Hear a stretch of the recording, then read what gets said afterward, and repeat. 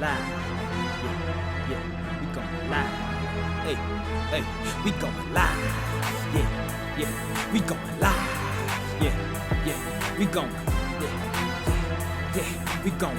Yeah, we going live. From the 50-yard line, we going live. From the 50-yard line, we going live. From the 50-yard line. Hey. Hello, beautiful people. Hello. I am Jarrett the Football Genius Burgess. And I'm Stephanie Fitzpatrick, aka the Advantage Coach. And this is episode 107 of the Field to the Real podcast. It is. It's a shame that I don't know that because, we just got over 100. It should be like right on track right now. Back onto the right. Yeah. And why am I knowing this? For when you knew it for 100 episodes, and now after that, it's like I've been remembering. Like, what is that's teamwork right there. Right. Teamwork make the dream work. We look, and even up to 100, every time I get into that space where I'm like, which one is this? You be right on it. Yeah. Hey, we got work to do. Yes, we do. Yes. All right, so let's first. I first want to again thank Coach Flea for coming on to the podcast last week. It was so dope. That was a great conversation. We got a perspective one coming up, and I'll rap to you about that offline. I completely forgot after you. Okay. You see me like, huh? Right, like you gonna toss this on me in the middle of the podcast? Okay. Now if it's one of those things where it's like, maybe we should hold off on it or something like that. We how we do. We good. I trust you. If you can make it happen, we good. I ran into him today, and we were supposed to have him on the podcast a long time ago. I know he's talking about now. Yeah. So it was like, man, like we got to get you on, and it was like, okay, that's awesome. Let's do it. Y'all gonna have to forgive me today. Why? The pollen. My eyes. Yeah. They're just shot. Okay, it feels like trash is in them right now. That's why I'm like hiding my face with my glasses. Man, so I didn't develop allergies until I moved to Atlanta. Listen, this is baby pollen that I'm experiencing compared to it. My car has just got like a light dusting of yellow on it, right? In Atlanta, I know by now you can write your whole name onto it. And your nephew has tried. Yeah. Oh God. Yeah. So y'all just have to look over me tonight. I was like, I'm gonna have to be wiping my eyes because But it's all good. I'm ready. We're gonna make it happen because I got this window open and I probably should close it because I'll get to sneezing like randomly. Listen, I can't play. All right, so let's jump into this Who's Really Right. Yes. And this Who's Really Right is pretty much it's from this upcoming NFL draft. Yeah. And we're going to take a look at the first 10 picks. And we're going to give our thoughts and ideas on who's going to be taken. Okay. So you want me to start first? You kind of run this thing. So yeah. You just say who the pick is, and then we'll both say who we think. That makes total sense. Okay. Yeah. So let's start off with Jacksonville. Jacksonville has the number 1 overall pick.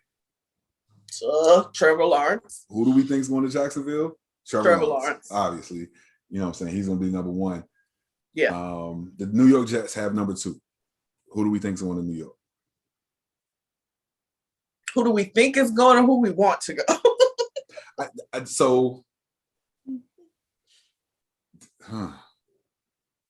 Who do we want to go? Who do we think is going? Yeah, who do we believe that the Jets are going to draft? Because we both know who we want. You know what I'm saying? Yeah. This is tough for me because it's a toss-up, honestly, between Zach Wilson and Mac Jones. Oh wow, okay. Yeah, I mean, who we think ought to be going? Justin Fields, but that's not the point. Yeah, I don't want him. Listen, I don't want him to go to the. I was just about to say that because you was like, "Who do we want to go?" And I was like, for purposes of saying that he was the number 2 quarterback and he was the second best quarterback, in this draft. I would love for Justin Fields to go, but I do not want him to go and play to New York where quarterbacks go to die. That's right. So no, I can't even put that in the atmosphere. Not even for a number 2 pick for him. I will not do that. So either Zach Wilson or Mac Jones. If I got to pick one,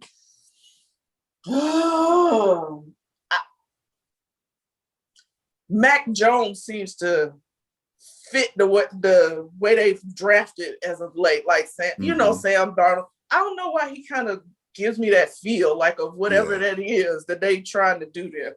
Right. Mac Jones. Mac Jones. So I'm going to have to go with the quote unquote experts, even though they're always wrong on this. I'm going to have to go with Zach Wilson because that's who they say is the second best quarterback in the NFL. And I didn't see any evidence of that during the season. And maybe they saw a different tape than what I saw. No, they didn't. No, you're your football genius. No, go with your own instinct, sir. Because I'm just telling you, like, no, I don't even know where this came from. Like, this is out of left field in my head. Like, huh? Yeah. Like, where did he come from? Where did he come from? Huh? Right. So yeah. So I'm gonna go Zach Wilson with that pick. Zach Wilson, and I'm going Mac Jones. You're going Mac Jones? Yes. Who do you got going number 3? So again, here we go. Mm-hmm. You know how I feel about Kyle Shanahan.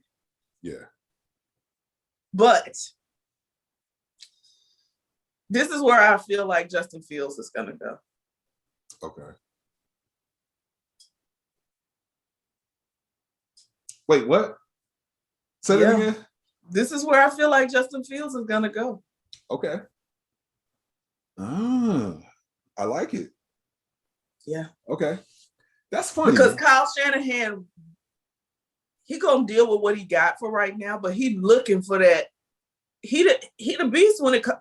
I don't like him, but he is a beast when it comes to this. Like, he's going to be able to like really make him great, if I can say that. Like, he will. I don't like him, but okay. So I did not expect us to have the same pick here. Really? I'm gonna give you, yes. I think that the San Francisco 49ers are going to take Justin Fields, and I'm gonna tell you why. Yeah. About 9 years ago, when the Washington football team decided to give up the farm to get RG3, something magical happened that season. Now, I do understand that they did draft Kirk Cousins in that same draft in the 4th round. And I don't know, there are some differences on who decided to get who. Right. But what I do know is Kyle Shanahan ran a really creative offense with RG3 as the quarterback, and it worked. That's what I'm saying. Worked. He's chomping at the bits for that again. Yeah. And I think that Justin Fields is, I hate to say this, that dude. I'm a RG3 fan, but he's head and shoulders above where RG3 was as a passer. Absolutely. So I feel like he can do more with Justin Fields than he did with RG3. Absolutely. So, it's gonna be brilliant. It'll be brilliant. Like, I feel like that is a no-brainer in my head for them. That's a no-brainer. Yeah. All right, so Atlanta Falcons. Said, I can't believe you picked him. I didn't. That's why I'm sitting here looking, and I'm just waiting on you to say Zach Wilson. So I'm like, heck no. So when I heard Justin Fields, it didn't register at first. And I was like, what? Makes no sense to me. Absolutely not at all. But yeah, listen, I'm being objective here. This is not me and my personal feelings, because I don't want him there. Right. Of course not. But hey. All right, number 4. All right, number 4 to the Falcons. Who you got? Kyle Pitts. Okay. Looks like we're in agreement on that one too. Yeah. I just we got a coach who loved tight ends. Yeah. He liked tight ends. So yeah. And I feel like this double tight end set is a thing in the NFL. And the mad scientist didn't make it famous, but he made it look good. He made it look good. Perfected that thing, yes. Yeah. So we got the same one on that one. Okay, Cincinnati Bengals at number 5. Who you think they're going with?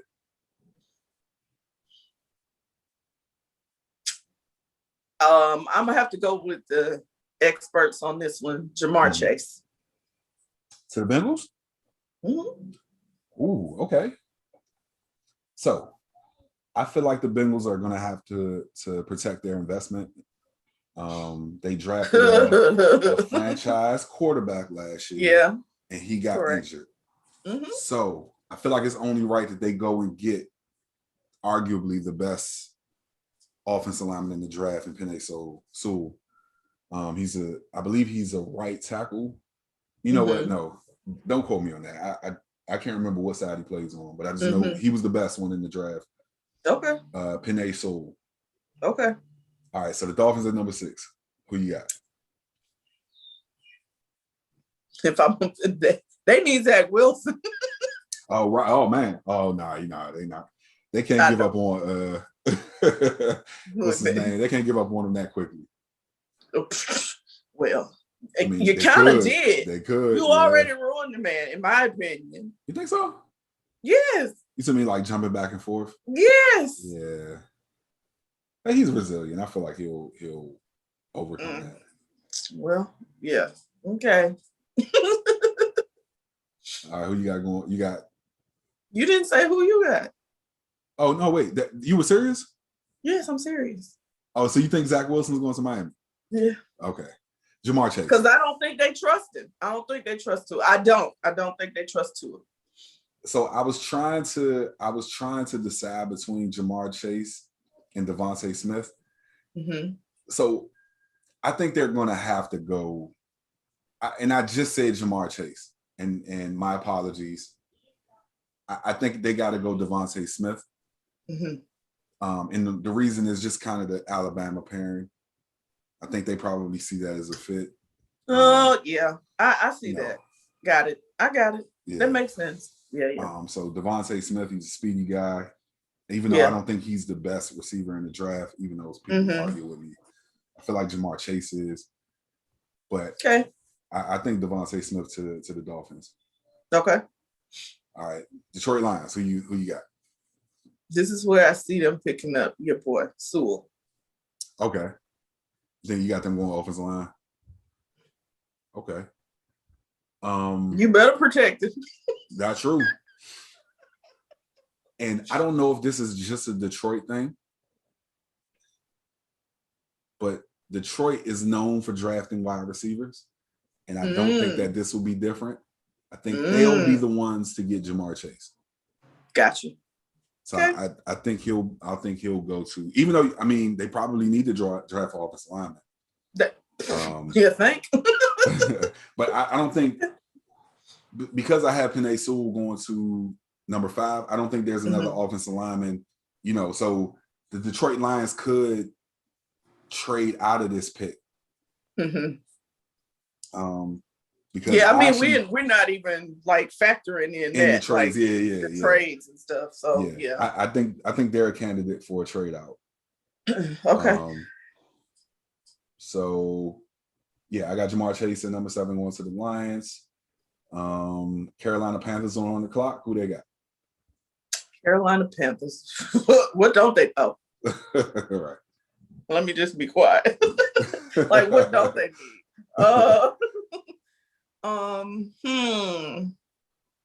Where are they going? Where they going?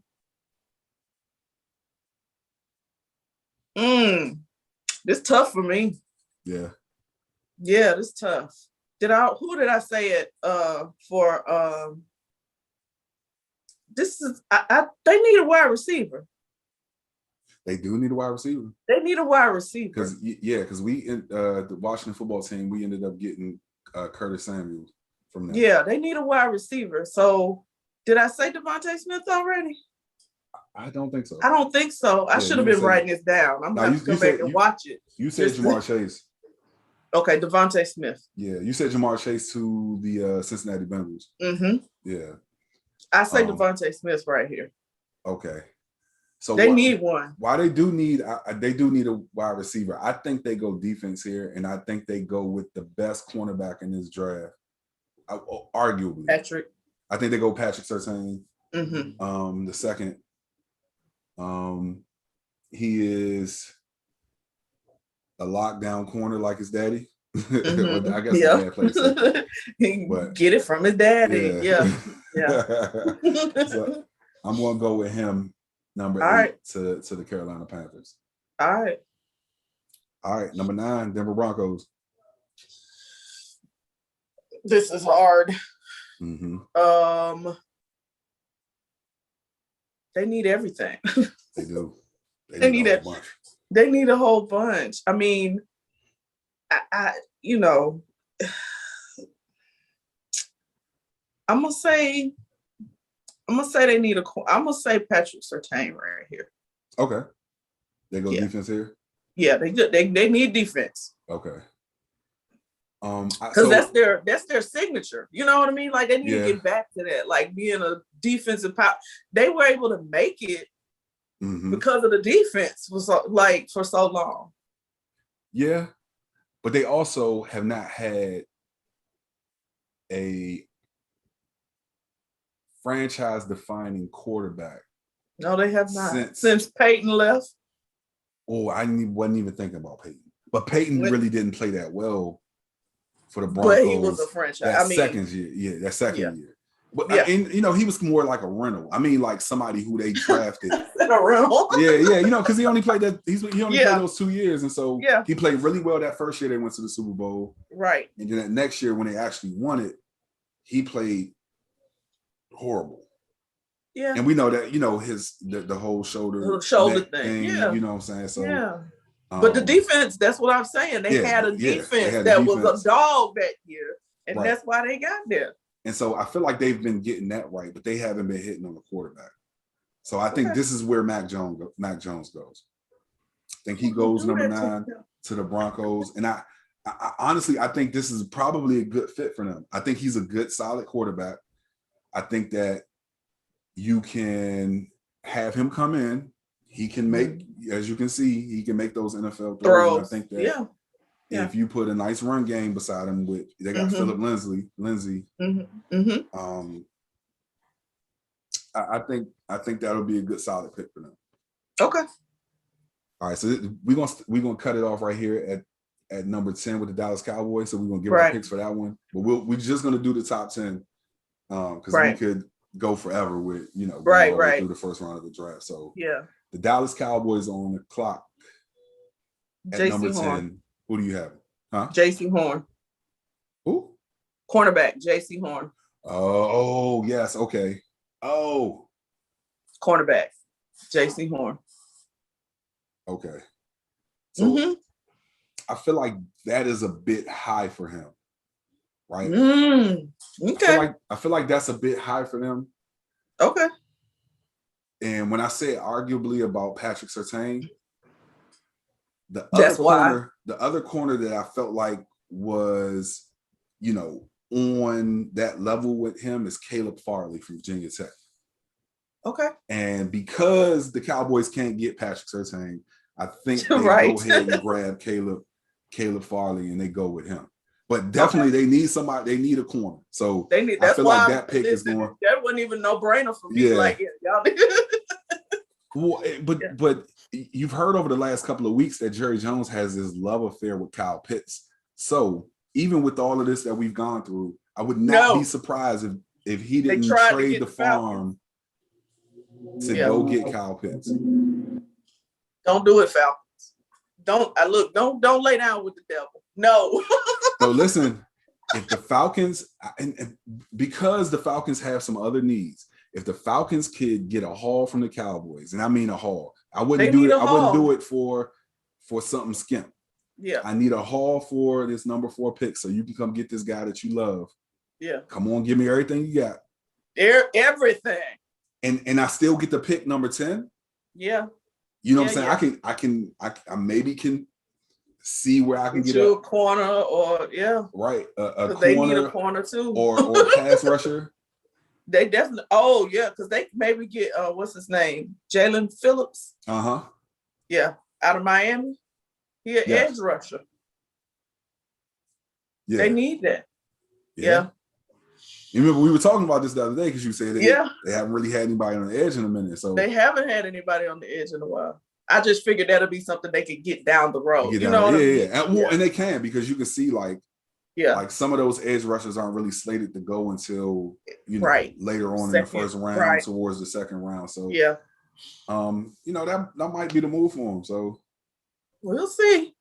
We'll be in love with him if you're gonna give us the whole stadium. Right, you're gonna bet the farm. Go ahead and toss in the stadium too. Toss in the stadium while we're working on stuff. So all right, y'all let us know. Right. You don't even have to let us know who you think is really right. You give us your top 10 picks of the draft. Post it and let us know what you think. Yeah. I got to come back and watch because I needed to write it down because I was really just kind of looking at what's out there on the board. Like, okay, this is who I feel like needs to go. Like, I didn't really write it down, so I got to go write it down. So what I'll do is I'll just send you the clip before Okay. And then that way we can go down and write it. Maybe do like a little note and write it and put our picks on there. Okay, that'll be cool. Can have fun with us. Yeah, that'll be cool. All right. Who's really right? We out. No, we not out. We just going to the next one. We done with that. Lord, all right, so I think by now we've all seen this video. So this is the issue that I have with like media, not even just media, like corporate, like just the corporate structure and just this idea of what you have to be in order to be involved in corporate. And that's why I think even as a kid, like I kind of rejected, and when I say kid, I mean like high school, like the idea of, okay, you got to wear this, you got to look this way, you got to do this. Right. And like, for people who know me, like growing my locks was a sign of rebellion. You know what I'm saying? Yeah. Like, and I've told the story about the reason why, you know what I'm saying? But keeping them was the sign of rebellion. So when this story about Paul Pierce being fired from ESPN for going live during a poker game, a very entertaining poker game.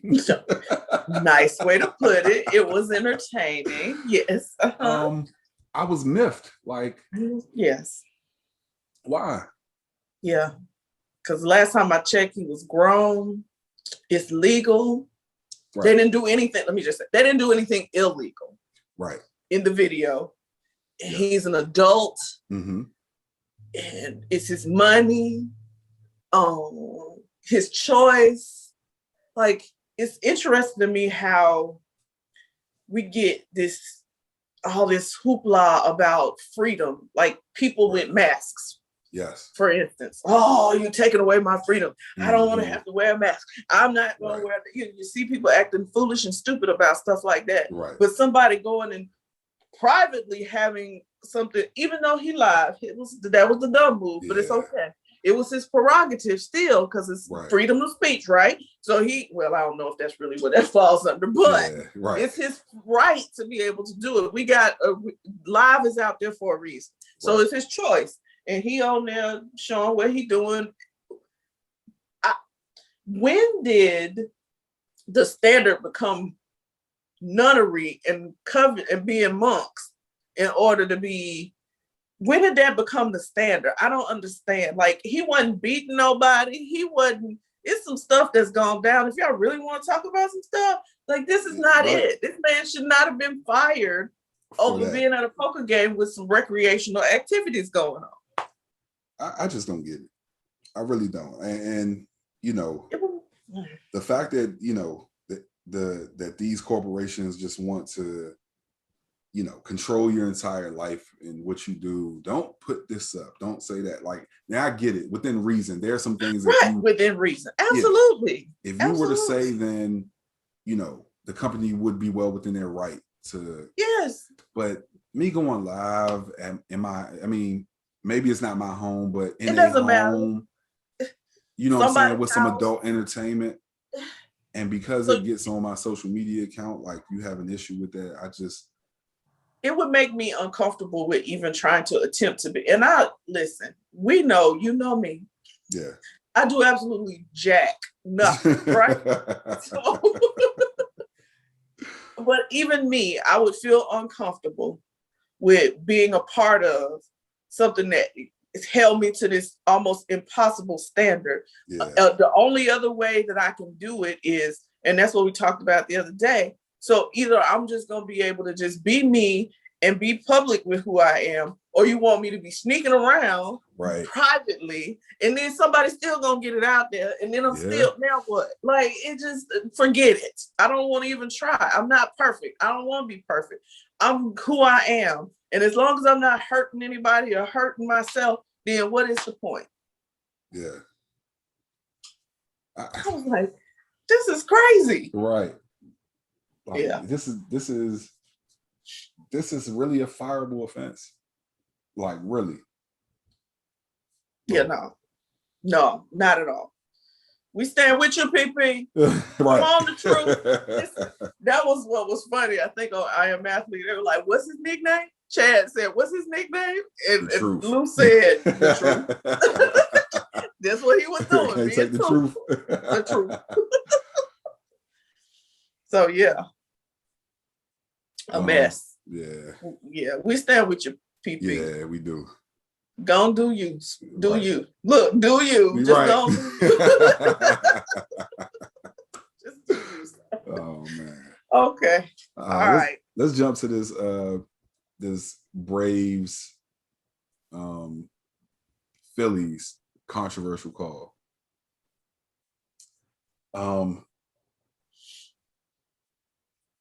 So when we talked about it during, and that's why I had to like go check it, because I seen the play, and in my mind, because I saw the play, I was sure that it was overturned. Right. So the call was actually upheld, and you were trying to explain that to me during the conversation, and I was just, my mind was focused on, no, it was overturned because he never touched the plate. No. So after actually going to look at the replay with like audio and hearing that this play was upheld, I'm outraged. I just was blown away. Like, I'm sorry. Like, and what I've read, like a lot of the journalists who've been covering this particular story, like it seems to be the consensus that what is the point of instant replay? If this is if you're gonna go blow it this bad after you can go and watch it in slow-mo, what's the point? This is one of those things that make you think they cooking games and fixing stuff, because it's too blatant. Right. That's too blatant. So for those of you who bet on MLB games, be careful. Be careful, because they just out here doing what they want to do. Right. They just want to do. Like, no, you just gonna do what you want to do. Like, that was he was safe. The man wasn't nowhere near the base. Like, what are you talking about? And I already dislike. I mean, so I'm sure those of you who listen regularly have heard me say that I grew up a Yankees fan because, one, I played Little League baseball for the Yankees. And even though I was born in Philadelphia, I just was never going to root for the Phillies.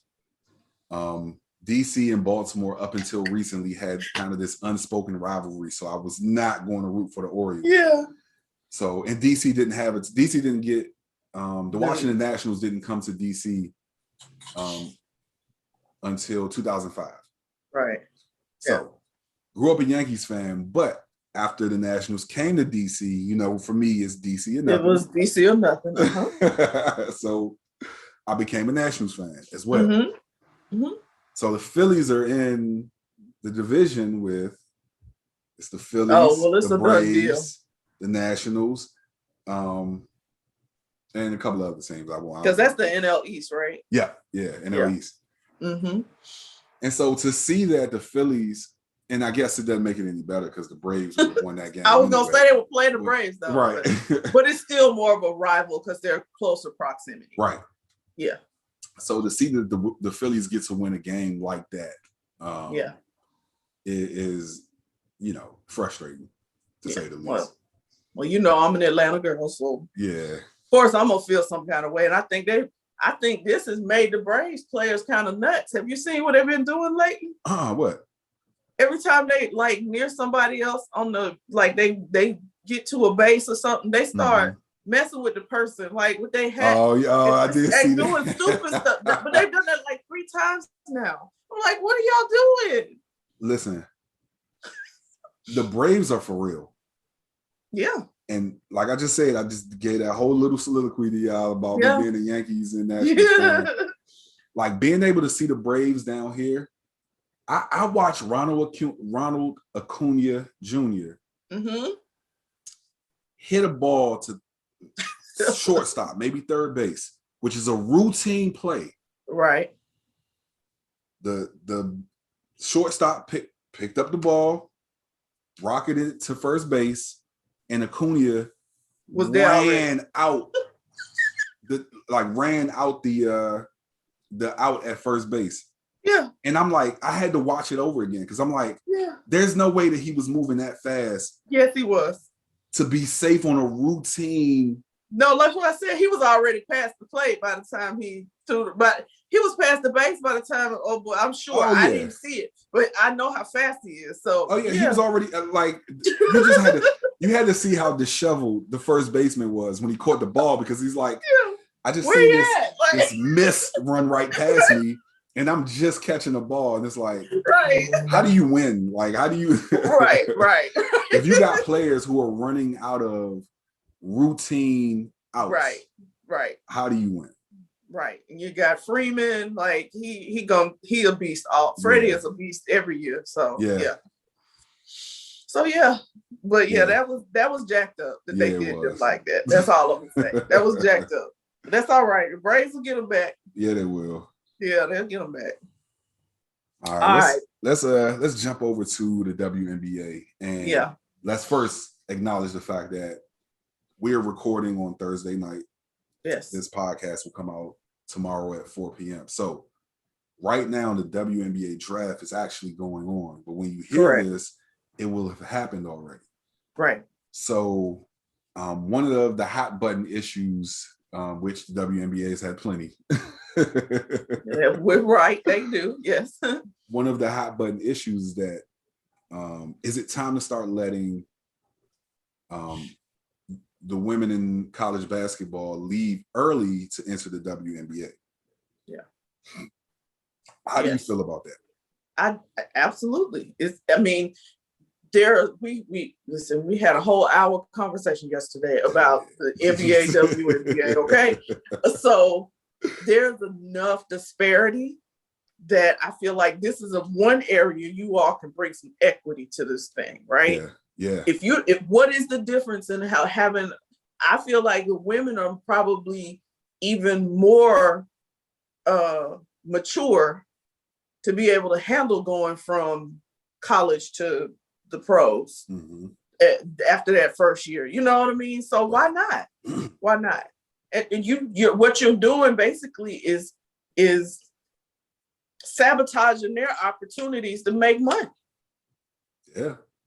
You sabotaging their opportunities to make. I know we're not talking about bunches of money, but it's still money. But it's still money. You know what I'm saying? It's money. And so the dude that's a freshman who gets to declare to the draft after his freshman year starts making money.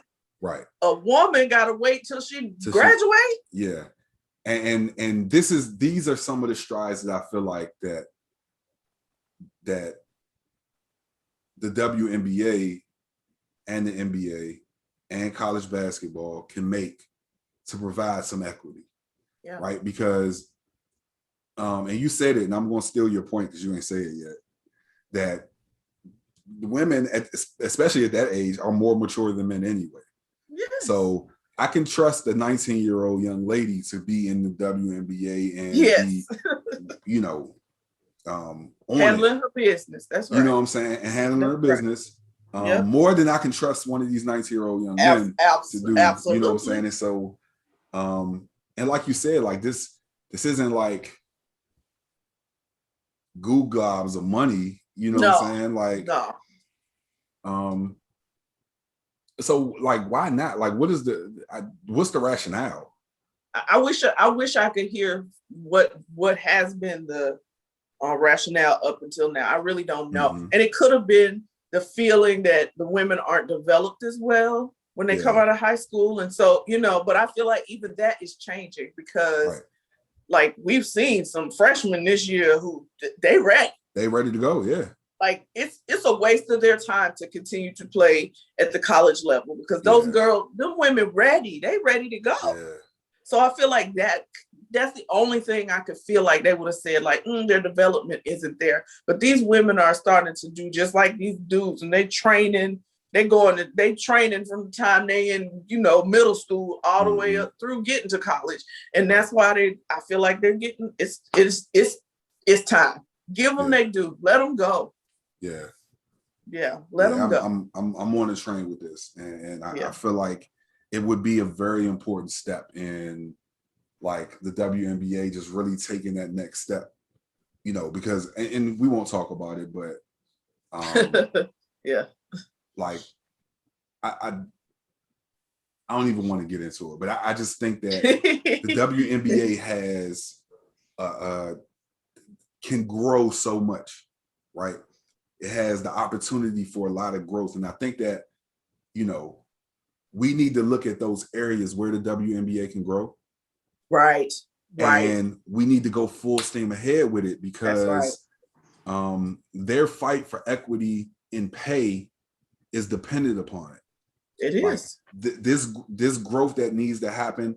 And, one of the things that we talked about yesterday, and I won't share the entire conversation, obviously, because I don't want to No, an hour conversation. No. You will not.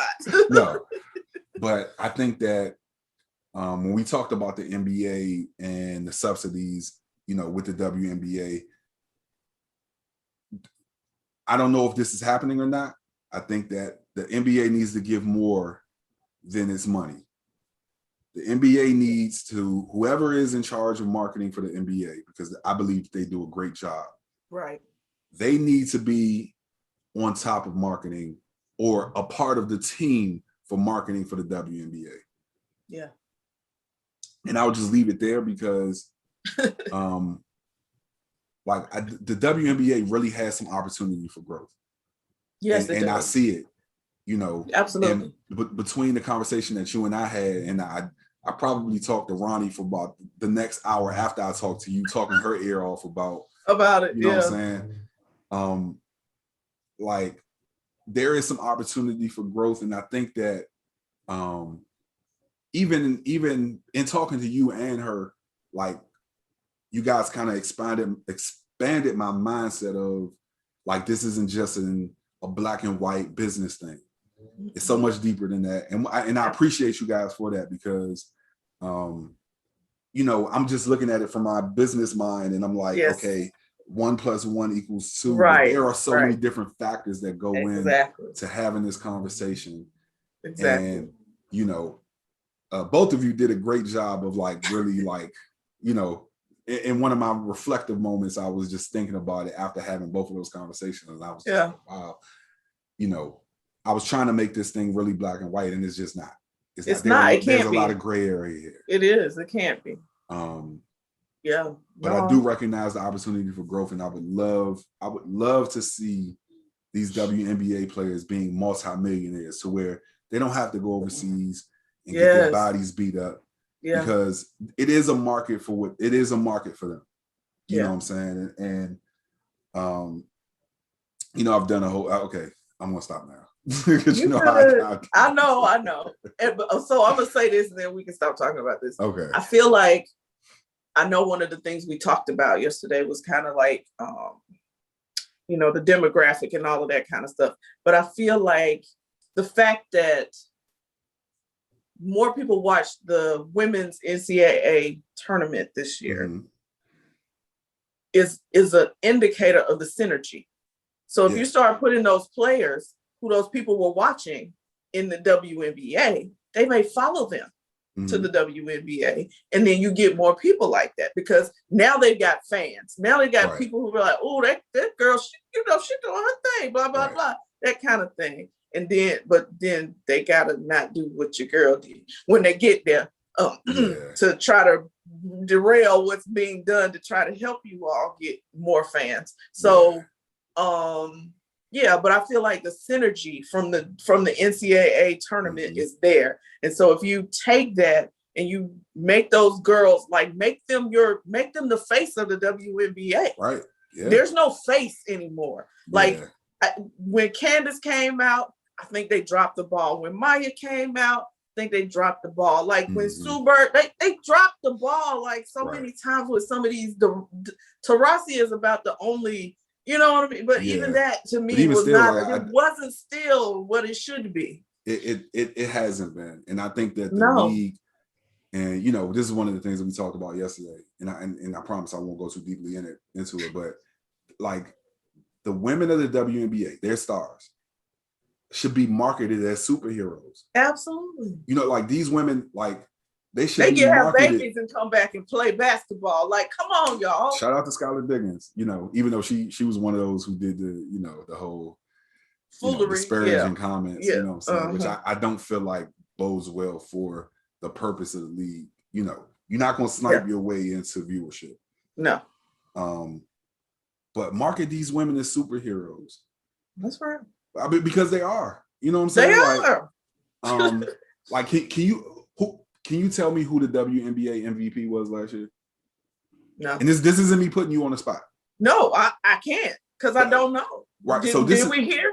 The only reason I know is because I told you about my insomnia, and over the last couple of weeks, I've really been up like putting stuff together, like doing research on this or whatever. And so Asia Wilson was the WNBA MVP for the she was the one that was on the Las Vegas, the Aces. Okay. And so didn't know more people that. Should know that. You know what I'm saying? And even what was the name? The one from Minnesota that was on I Am Athlete. Nobody even know who are you? Like that should not be. It should not be that way. Like they are doing a piss poor job of marketing these girls, women. They're doing a piss poor job of marketing these women. They really are. Like they dropped the ball too many times. You had Brittany Griner was a big one. You should have taken that and run with it. Like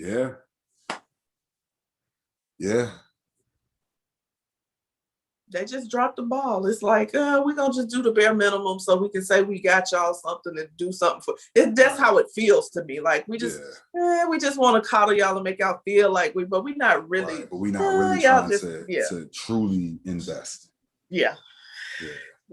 So sorry, y'all. We can talk about this for a long time. Because legit, and I feel sorry for Steph and Ronnie because this is our thing. I'm good. Poor Ronnie. I talked to you for about an hour 15, right? Yeah. And a good portion of that was spent talking about this topic. Yes. And then I probably not long after called Ronnie and talked to her about this for you know what I'm saying, because she's very business minded. Yeah. And I wanted to get her take on it and you know what I'm saying, like together you guys really helped me see like this is more than just kind of a black and white business issue. Not. Yeah. And so I appreciate both of you for that. For sure. Yeah. For sure. All right, on to the real. Yeah. Now, well, this is a mental health moment in my mind. Oh, true. Yes, I'm sorry. I say this is a mental health. This is more of a mental health moment. Yes, it is. So Vance Joseph. Yeah. And this is Johnson. Excuse me. My mind just automatically went to Joseph. That's why. Who I want to say he played for the University of Miami. Yeah. Vance Johnson. He talked about his journey to the NFL, and you shared this story with me, and I like was floored by it. Like, what happened exactly for him to get to the point of? Well, I'll let you tell that part, but being addicted to painkillers, being really addicted to painkillers.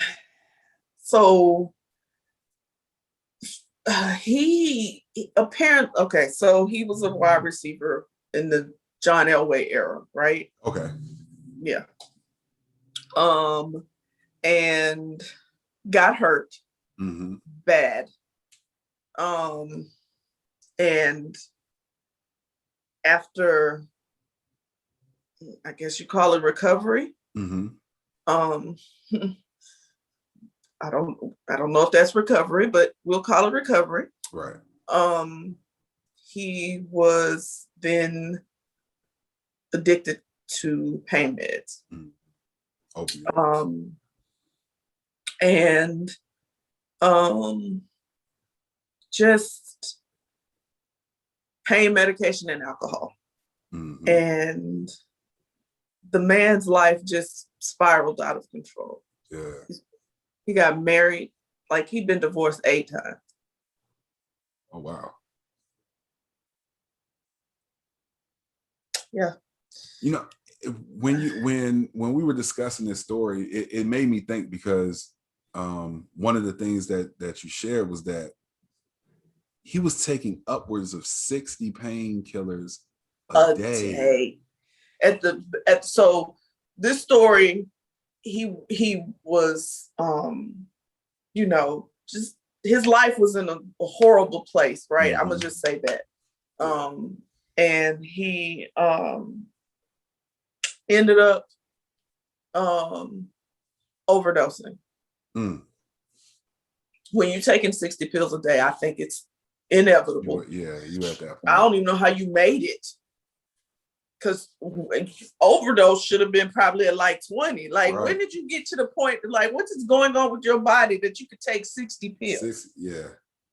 But either way, and he ended up in the hospital. He has I want to find what it says. He says he has a C-shaped scar on his forearm right now that he carved in his arm one night with a knife one night when he was in one of those drug-induced states.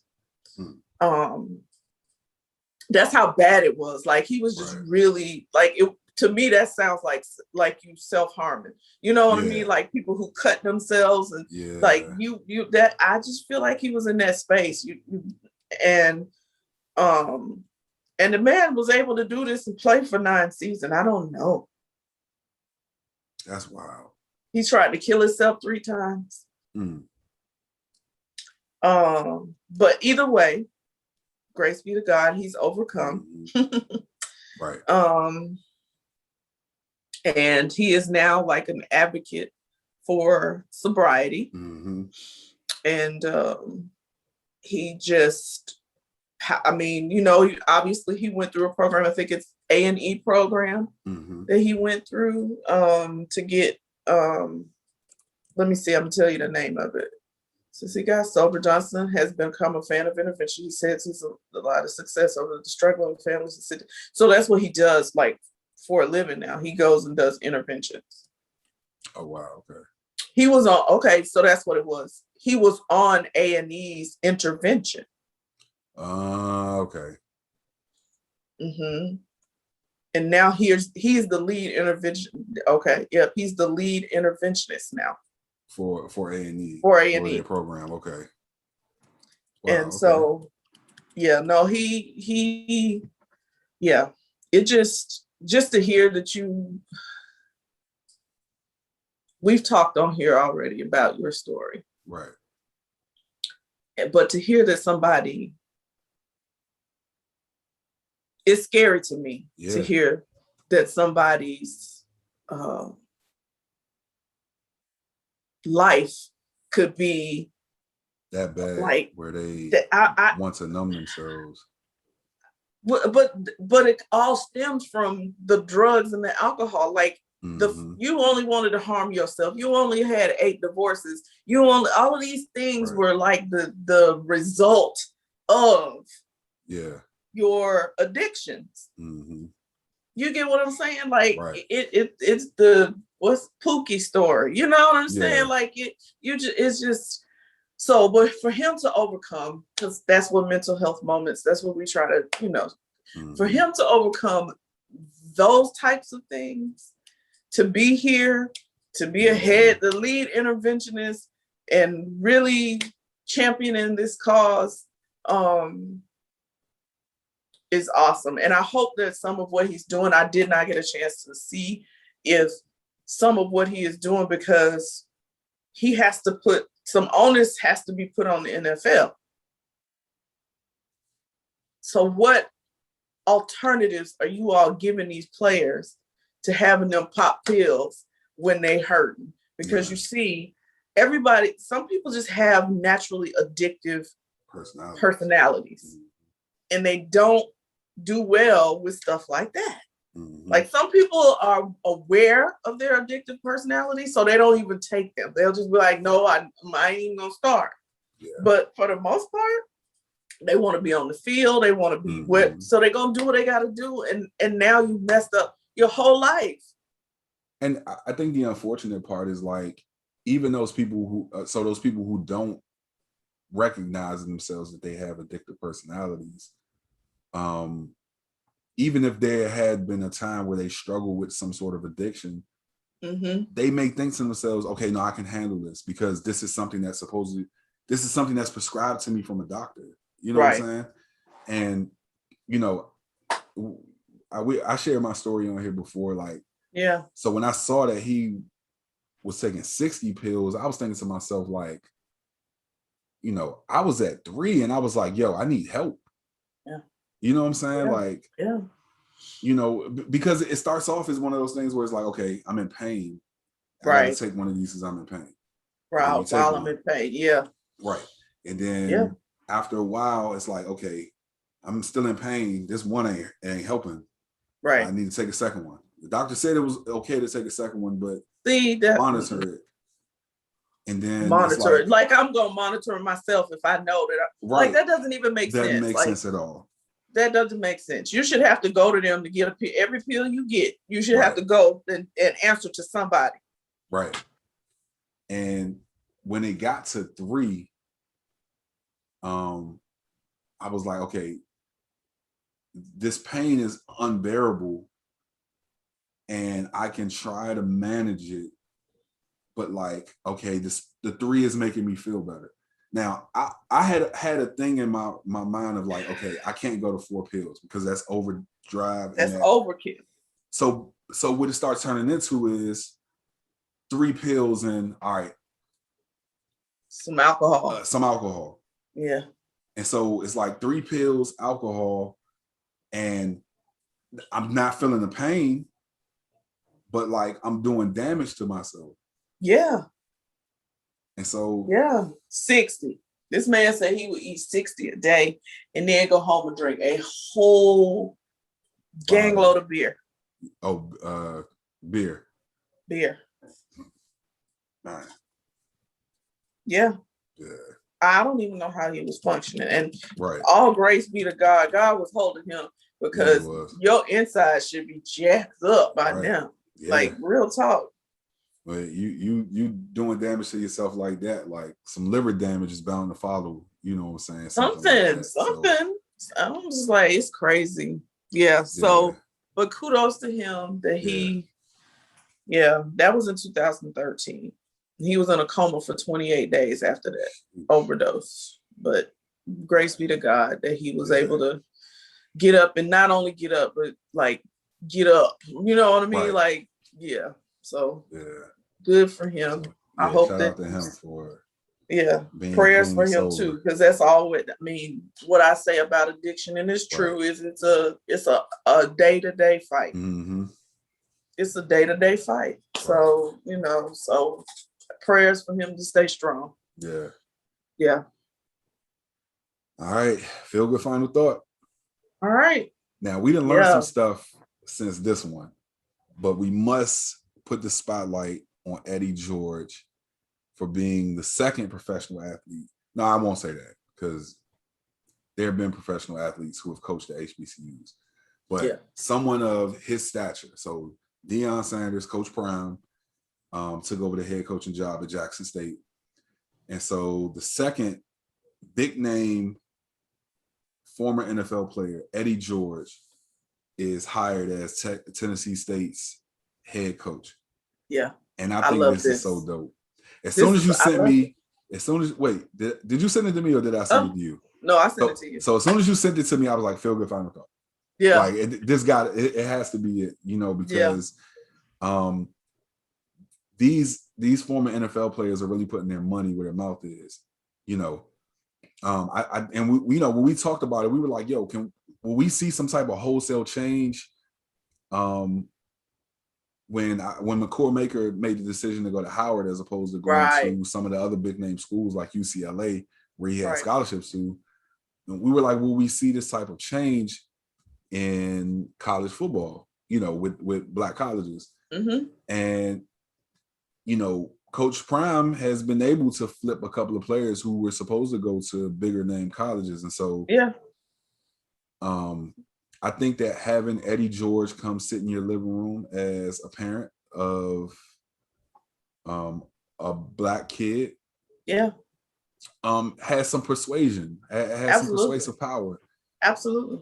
And right after, I only want to mention this, we're definitely giving Eddie George his flowers, but right after this was reported, maybe a day or two later, Ray Lewis and Ed Reed both said that they want to be head coaches of HBCUs.